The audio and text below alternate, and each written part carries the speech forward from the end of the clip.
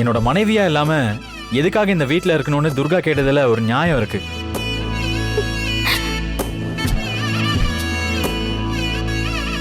எனக்காக துர்கா அவளோட லைஃபை சாக்ரிஃபைஸ் பண்ணிக்கணும்னு எந்த அவசியமும் இல்லையே. அதனால எங்க 2 பேரோட நல்லதுக்காக நாங்க 2 பேரும் பேசி பிரிஞ்சிடலான்னு முடிவெடுத்தோம்.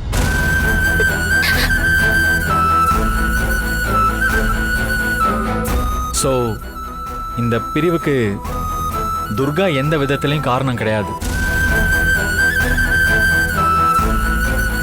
அது மட்டும் கிடையாது, துர்கா மனசளவுல கூட யாருக்கும் கெட்டதே நினைச்சது கிடையாது. எல்லாரும் நல்லா இருக்கணும்னு சாமியை வேண்டிக்கிறவ. தும்பப்பூ மாதிரி வெள்ளையான மனசுக்காரி. துர்கா என்னைக்குமே நல்லா இருக்கணும். அதனால்தான் இந்த முடிவெடுத்தேன்.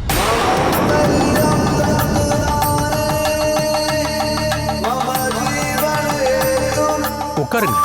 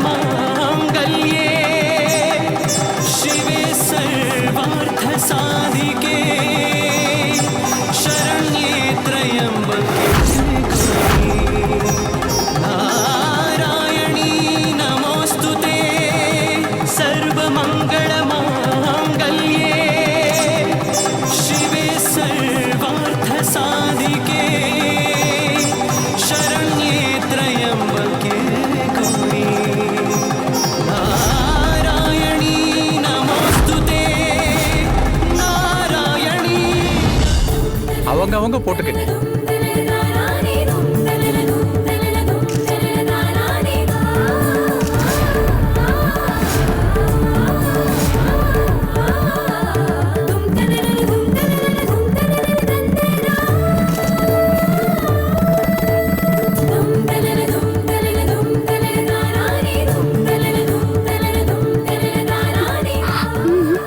சாமி கும்பிடுறாங்கம்மா.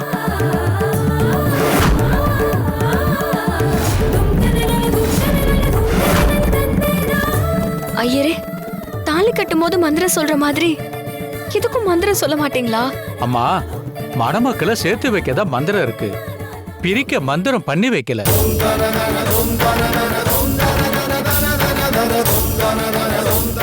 இது போல ஒரு சம்பவத்தை என் வாழ்நாள்ல பார்த்ததே இல்லை. எனக்கு தெரிஞ்சு மந்திரம் எதுவும் கிடையாது. அப்படியா? கோகிலாமா, சட்டு புட்டுன்னு முடிக்கிறத விட்டுட்டு என்னென்ன வித்தை எல்லாம் காட்டுறா பாருங்க. கோகிலாமா, நீங்க ஏதாவது பண்ணுங்க. இங்க பாருங்க ஐயர, நல்ல காரியம்னா விருந்து சாப்பிட்டுட்டு மணமக்களை வாழ்த்தலாம். இங்க வந்திருக்கிறவங்க எல்லாருமே பெரிய மனுஷங்க, அவங்களுக்கெல்லாம் நிறைய வேலை இருக்கும். நீங்க ஓலைய வாசிச்சு சீக்கிரம் ஏதாச்சும் பண்ணி பிரிச்சு விடுங்க. அவங்கவுங்க சோலையை பார்த்துட்டு போக வேண்டாமா? அம்மா, ஓலை வாசிக்கிறதுக்கு முன்னாடி எப்படி எங்களை சேர்த்து வச்சீங்களோ அதே மாதிரி எங்களை பிரிச்சு வைங்கன்னு கேக்குறேன். இவ்ளோ பண்ணிட்டோம், இன்னும் என்ன பண்ண வேண்டி இருக்கு கேளு.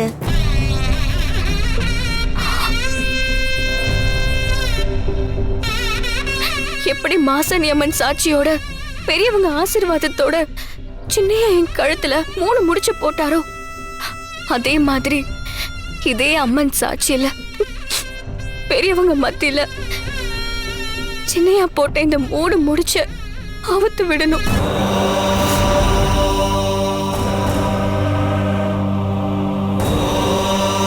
நீங்க எனக்காக இத பண்ணா மட்டும் போதும். அதுக்கப்புறம் ஐயர் ஓலை வாசிக்கட்டும். நான் எத்தனை பேப்பர்ல வேணாலும் கையெழுத்து போட்டு தரேன்.